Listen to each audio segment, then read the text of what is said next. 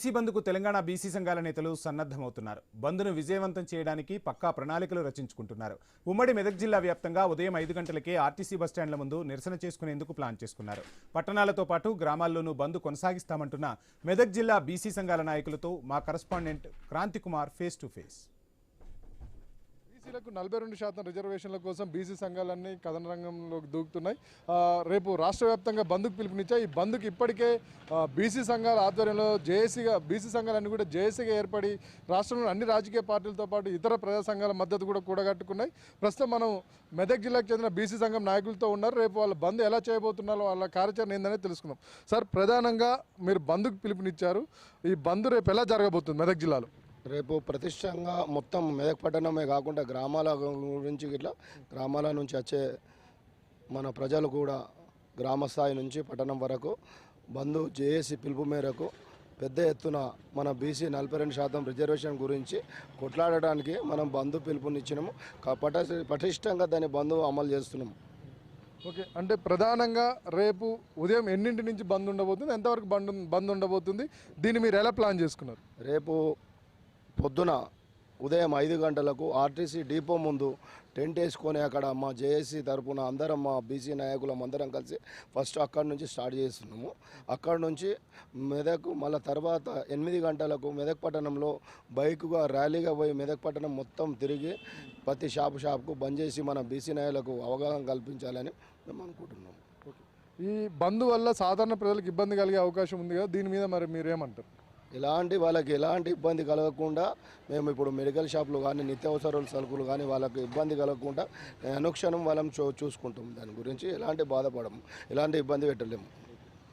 బంద్ అనగానే మనకు ప్రధానంగా కనిపించేది ఫస్ట్ బస్సులు, దాని తర్వాత విద్యా సంస్థలు, వ్యాపార సంస్థలు.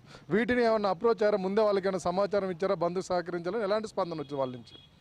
ఈ బంద్ను రాజకీయాలకు అతీతంగా బీసీ కుల సంఘాలన్నీ మద్దతు కట్టుకొని ప్రతి షాపులకు అందరికీ వాళ్ళు కూడా స్వచ్ఛందంగా మేము కూడా బంద్ చేస్తామని ప్రతి ఒక్కరూ వ్యాపార సంస్థలన్నీ వాళ్ళు కూడా స్వచ్ఛందంగా చెప్పారు. ఈ 42% అనేది ఎంతవరకు మనం మోసం చేసారు, బీసీలను ఎంతవరకు మోసం జరిగిందనేది ఇప్పటివరకు అందరికీ అవగాహన వచ్చింది.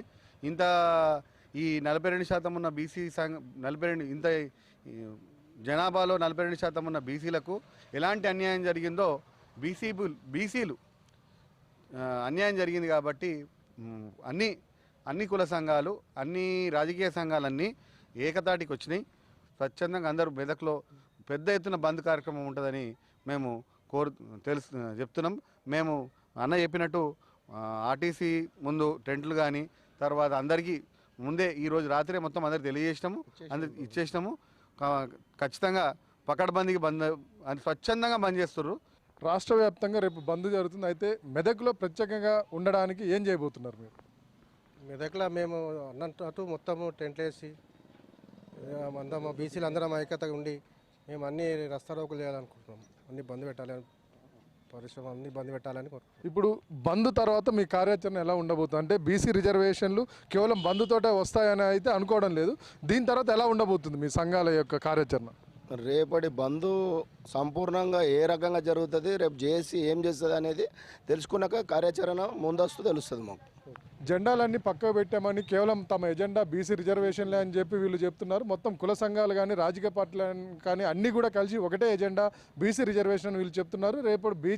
రేపటి బంద్ను సంపూర్ణంగా విజయవంతం చేసేందుకు మొత్తం కార్యాచరణ చేశాను. ఉదయం 5 గంటల నుంచే అటు బస్సులు కూడా బయటకు వెళ్లకుండా దాని ముందు టెంట్లు వేసుకొని కూర్చుంటామని బీసీ సంఘం నాయకులు చెప్తున్నారు. బంద్ తర్వాత తదుపరి కార్యాచరణను కూడా చర్చించుకొని నిర్ణయిస్తామని వారు చెప్తున్నారు. కెమెరా పర్సన్ అనిల్తో క్రాంతి కుమార్, ఐ న్యూస్, మెదక్.